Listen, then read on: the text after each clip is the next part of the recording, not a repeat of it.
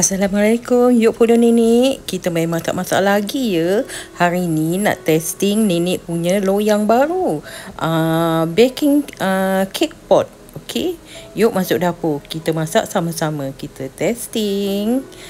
Ini tepung gandum, okey anak-anak.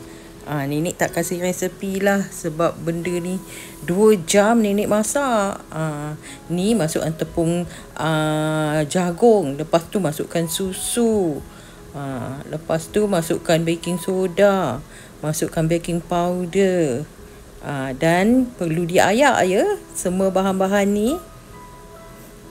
Di mangkuk yang lain, ini all in one method ya anak-anak. Masukkanlah gula ya. Masukkan gula, lepas tu masukkan telur, masukkan overlap. Jangan lupa masukkan sedikit saja garam ya, sebagai lemaknya ini kek kita. Sudah boleh diputar ya. Putar sampai dia betul-betul mengembang.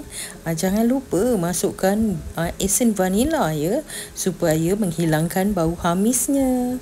Dan putar sehingga ia betul-betul kembang. Sudah boleh masukkan itu tepung ya. Masukkan tepung sedikit demi sedikit.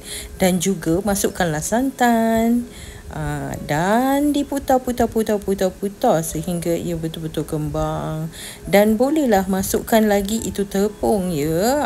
Masukkan tepung sedikit demi sedikit sambil diputar sehingga habis. Okey.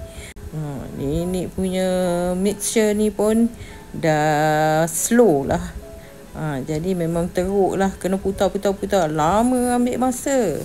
Tapi tak apalah ya. Alhamdulillah. Sudah boleh masukkan itu butter ya. Butter perlu dicairkan ya anak-anak. Beginilah keadaan adunan itu ya. Kacau dengan spatula. Kacau sehingga rata.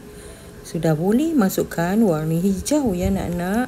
Nenek tiada perisa pandan, bolehlah warna hijau lah. Dan tambah lagi warna hijau. Nenek suka hijau tu nampak betul-betul pekat ya. Sudah boleh tuang di acuan ya. Acuan tu dah disapu dengan Carlo ya anak-anak. Carlo tu adunan butter, tepung dan minyak masak. Dan letaklah topping tu atas adunan color coklat ya. Dan diputar sebagai hiasan. Sudah boleh tutup cake pot tu ya. Nenek bakar cake pot tu katanya pakai 2 tungku. Inilah kejadian yang menghancurkan kek nenek. Nenek punya tungku tinggi. Jadi nak dekat 1 jam belum masak-masak anak-anak. Dan nenek pun tariklah, jadikan 1 tungku, 1 tingkat saja. Alhamdulillah. Tambah lagi 1 jam. Baru dia masak. Tengoklah. Sebenarnya acuan tu acuan kuih bingkang ya anak-anak. Kuih bingka. Tapi nenek nak cuba sebab nenek tengok YouTuber dari Indonesia banyak pakai baking pan seakan-akan ini. Tapi memang boleh anak-anak sebab kelilingnya sudah macam brown kan. That's mean boleh digunakan. Cuma kita mesti study how to use the pot, okay? Tapi keknya sedap anak-anak, lembut, tak sangka. Kalau bakar di oven biasa 2 jam bakar dah rentung tu kek anak-anak. Ayo kita cuba lagi ya.